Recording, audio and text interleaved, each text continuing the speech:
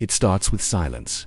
No trucks at dawn, no engines rumbling past the silo, no laughter at the diner over hot coffee and scrambled eggs, just silence. And the wind cutting through the cornfields that once fed millions. A report published this year by Feeding America found that 1 in 6 rural households now faces consistent hunger. And in many counties, especially in the Midwest and South, you can drive for over 30 miles without finding a single full-service grocery store. These are called food deserts, but that term is almost too gentle. It sounds natural. In the past decade, over 10,000 grocery stores across rural America have shut down, many of them replaced by dollar stores that carry little more than processed snacks and soda.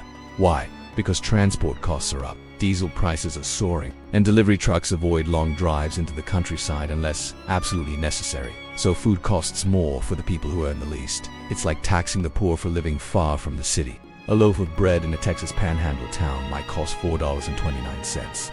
That same loaf in Dallas, $2.85. These stores don't stock fresh produce or protein. They're not built for nutrition, they're built for survival.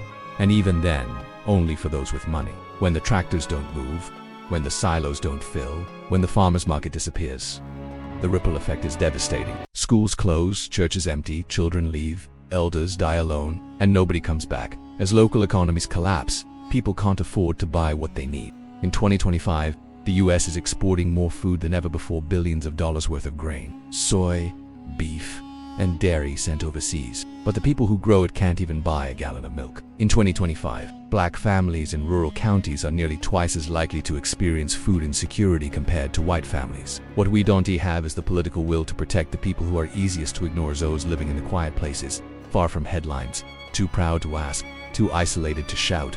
Every child who goes to bed hungry is a moral failure, and if we don't act now, we're going to lose more than just towns. We're going to lose a generation. We need to reinvest in rural grocers, in co-ops, in local food banks with sustainable funding. We need to protect small farms with fair prices and climate protections. We need mobile markets, school meal programs, and food distribution centers that don't depend on zip code or wealth. They are starving in silence. Stunted growth, cognitive delays, higher dropout rates, increased risk of chronic illness. But in rural America, many schools no longer have the resources to provide breakfast or lunch.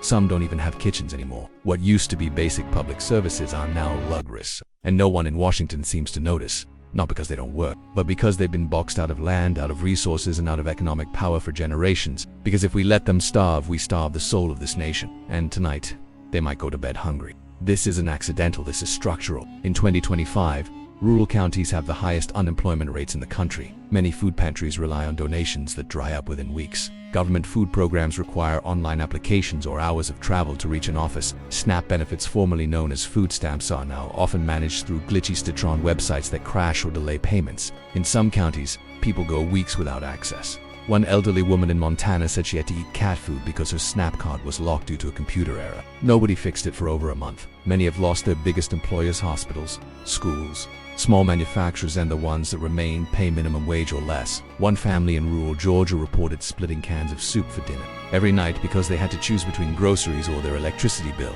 The USDA reported in April 2025 that over 53% of rural counties now have no access to fresh food within a 10-mile radius. You'd think that growing food means security, but many farmers today don't own the food they grow. They work under contract for massive agribusinesses who control what they plant, how they grow it, and when they sell. And when prices drop, or climate disasters hit, it's the farmer who loses everything, not the corporation. 53% organic, like something that just happened. What's happening here isn't natural. It's man-made, it's policy, it's neglect, and it's killing people. In places like West Virginia, Arkansas, and Mississippi, it's even worse, closer to 1 in 4.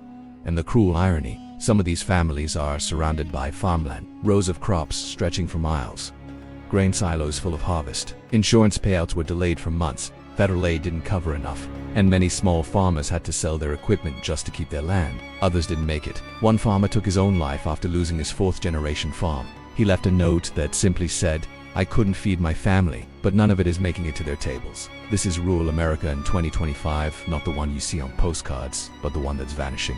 And in its place, hunger. It sounds impossible, doesn't it? She didn't have a criminal record. She worked 2 part-time jobs, but the town's only grocery store had closed during the pandemic and never reopened. Her nearest Walmart, 45 minutes away. The local food pantry had run out of supplies days earlier. She told police she wasn't stealing. She was trying to feed her toddler. That story barely made local news, but there are thousands like her. The richest country on earth, the global leader in agriculture, letting its own people starve, especially the very farmers in small towns who grow the food that fills the shelves in our supermarkets. But that's what's happening, and nobody's really talking about it. In 2025, food insecurity in rural America is rising faster than anywhere else in the country. Why? Because the system that once sustained rural America is collapsing piece by piece. The grocery stores are gone, the farmers are going bankrupt, the supply chains are broken. A few months ago, in a small Nebraska town with a population under 2,000, a local mother named Tammy was caught shoplifting bread, apples, and baby formula from a gas station.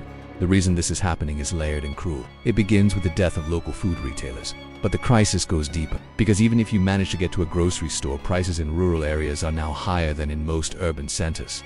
And it's not just prices, it's wages, it's jobs. Meanwhile, the farmers themselves, the backbone of rural life, are going hungry too. Take Iowa, where 2025 floods wiped out over 2 million acres of soy and corn. It's hard to describe how hollow a town feels when the farms go dark.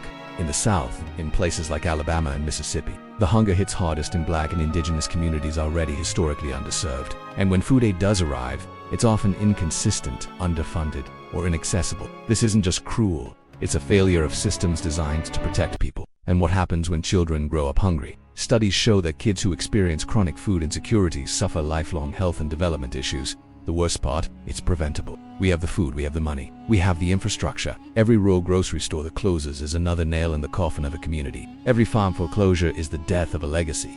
But the solution doesn't lie in charity. It lies in change. We need infrastructure, not just roads and bridges, but food systems that serve people, not profits. Most of all, we need to see rural America not as a burden, but as a vital part of this country. The next time you walk through a grocery aisle, full and humming, remember this: someone, somewhere, made that food. Not because they didn't work hard, but because we let the system forget them. And that's the truth behind the food crisis. No one's talking about it, it's not coming. It's already here.